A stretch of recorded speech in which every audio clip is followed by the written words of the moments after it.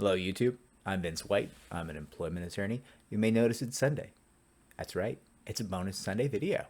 I'm not supposed to make these videos for you, but I'm so far behind on questions that I want to get answers to. I want to answer people's questions without making them wait weeks on end, because the channel's doing way more views and getting way more questions, and that is swell, but also a lot of work. So I'm behind. So let's read our question into the record here. This question was asked by YouTube user LD 13 days ago. It was asked on our July 29th, 2022 video entitled, "Can I sue both my employer and my union for disability discrimination?" It was a classic video. Really enjoyed making it. Hope you enjoyed watching it. And LD asks, what constitutes being fired for cause? How difficult is it to get another job afterwards? Okay, so I'm going to read a loose definition, a fairly good definition, but I want to stress that the definition of for cause is a bit of a moving target for a couple of reasons. One, it's going to be different jurisdiction to jurisdiction, state to state, a little bit. Two, what various administrative law judges view as for cause or not for cause will not be the same. It's kind of like... I hate baseball as a sport, but it's going to work for this analogy.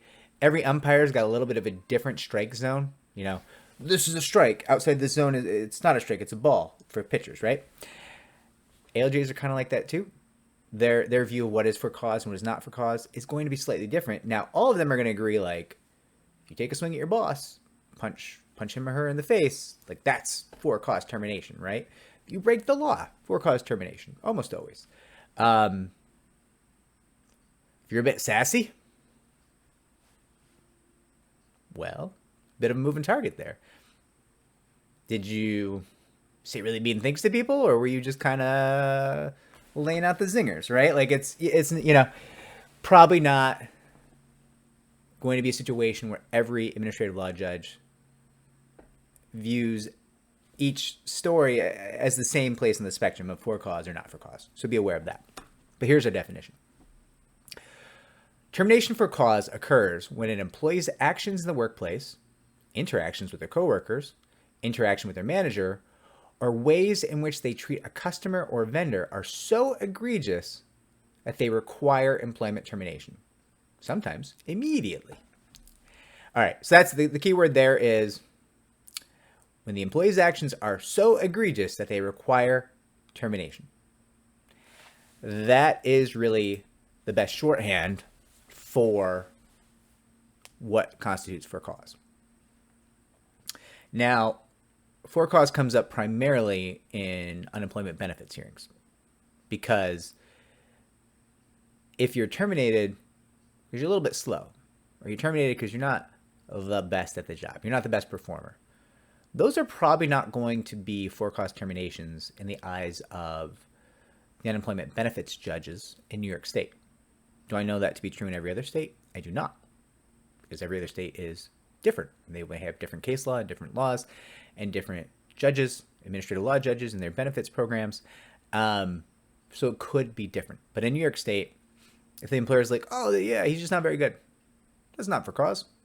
That's just being less than the ideal employee. And isn't everyone really a little bit less than the ideal employee at some point? I know I've been less than the ideal. Now, the thing to know here is a for cause termination, whether it's for cause or not for cause, probably doesn't in and of itself impact your ability to find a job in the future at all. But a for cause termination might be a sign that your employer is a little bit riled up, right? If you did something fairly wild, or your employer thinks you did, they may say to themselves, ooh, this person's going to get a bad reference from us in the future. That could make finding your next job kind of difficult. And what I recommend in that situation is you think about who you trust in management at that company, right? Often you'll have somebody you're good with in management. And maybe you provide them as your reference for your next job instead of HR at the company that's real riled up at you. Because, you don't want to get a bad reference. There's also other things you can do. You can just provide a different employer, right? I mean, you may have had many jobs, and the last and the most recent job was a little bit grumpy with you. Then don't provide them. Provide something else from someone else, you know? It's a thought. I don't think a for-cause termination is going to be a big change in your job prospects in any way. I wouldn't be worried about it. You know, I don't think you want to do it a whole bunch. It's probably not a good sign if things are getting a little egregious in terms of your choices in the workplace. That's not great. We should probably talk about why that's happening and how we can change that. But in general, you're okay, and it's okay, and you're going to be great. So I hope this is good news, and thank you for the question. And if I didn't answer the question, or if you need more clarification, post down below. I will track the comments in this video, and I'll try to do better. And in closing, like and subscribe. Helps me to help more people just like you.